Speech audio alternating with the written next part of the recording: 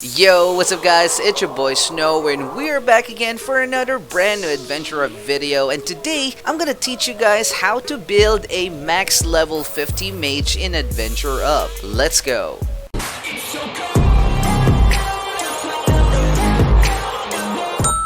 I really tried my best to finish my level 50 max builds videos because a lot of Snow Squad were really asking me about how to build their maxed warriors and mages, but obviously for this video we're just gonna focus on mage first.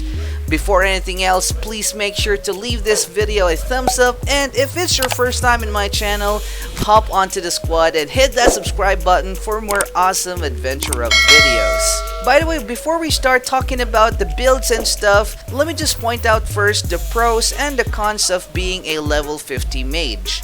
Let's start with the pros. One thing that you will love about mages is its survivability. Healing skills scales with your intellect stats, so that means you can just pop your heal and get full HP real quick. It also has two main skills that helps you get away from a possible danger, namely Ring of Ice, which slows your enemy, that gives you time to run for your life, and Life Drain, that gives you lifesteal for free heals. The cons of being a mage, however, is the fact that mage skills mostly deal damage per tick. Though, yeah, I know Electric Shock deals burst damage, but Life Drain, Ring of Ice, and Ring of Chaos were all damage per tick skills. Yes, Ice Barrage and Meteor skills are both burst, but if you have watched my previous general video about mages, you should already know the reason why we are not going to use it on this build. Having damage per tick skills equipped isn't really that bad, although for the newest map, which is the Tomb of Ancient, Scorpions, the mini-boss, the pillars, and the boss himself would take time to be taken down. That's why if you do not have enough intellect, most probably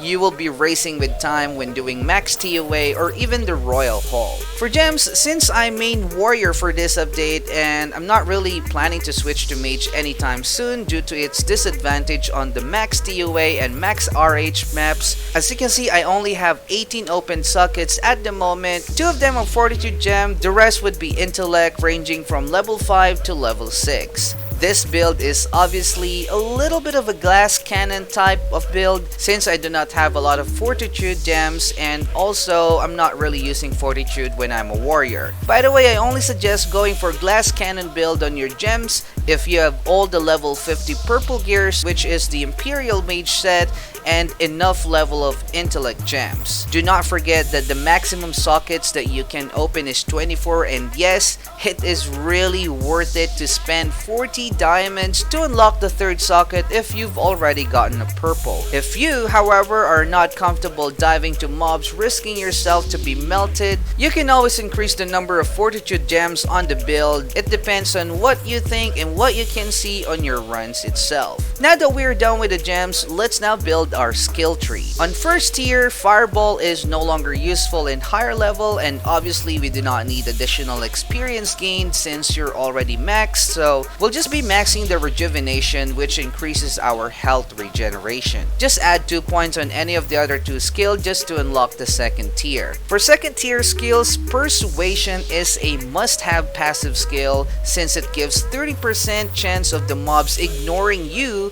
even you're attacking them, which would help you to have less stress when diving into groups. Lightning Strike is not an ideal skill even at max, simply because it only damages maximum of 3 mobs. Electric Shock, on the other hand, deals area and burst damage, which is definitely a must-have. Now that we have unlocked the third tier, Ring of Chaos is a good complementary skill for Ring of Ice, and that's why we're going to max it as well. Meteor Strike, on the other hand, is kinda hard to use, and if you're not used to its timing, you will just miss the mob, which is a very big loss of DPS. Getting the passive for critical damage will help too, especially if you want to put some accuracy gems on your gem build. For the 4th tier, Magic Specialist is the most important passive because it's too good, and yeah, you should really have it on your skill tree since it amplifies your total intellect by 4% at maxed, which is really a lot. Ring of Ice is a good defensive and offensive skill due to its slow effects, so we're gonna max that as well. Ice Barrage Barrage, on the other hand, is not so ideal to have due to its kinda narrow hitbox, and you also need to face the enemy if you want to hit them. Although if you are used to its timing, then you can definitely get the skill as well to include in your combo. For the highest tier,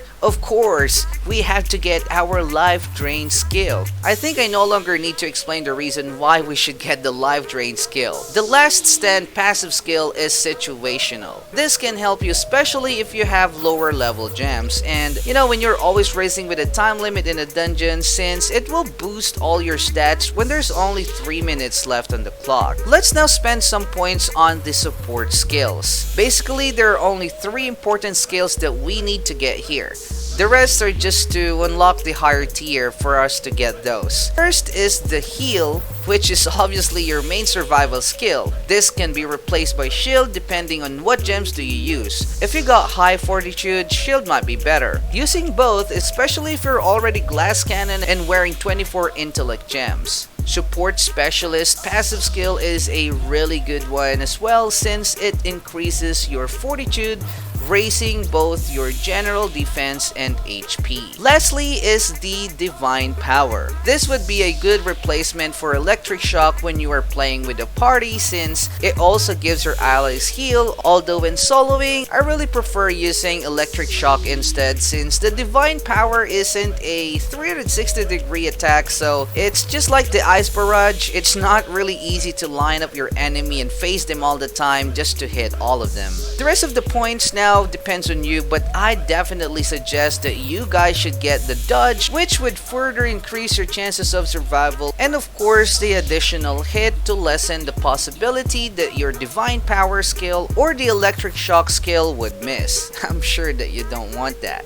I'll also get the Dash because it's very useful when we are rushing things or just simply for the parkour diamond grind. Now that we are set, let's now try it on a maxed TOA. Please watch closely on when I cast each skills on the combo, because it really plays a big role to make the combo as deadly as possible and at the same time for me not to die. Also, feel free to juggle those skills depending on your current gem build, following the idea of what we have been discussed.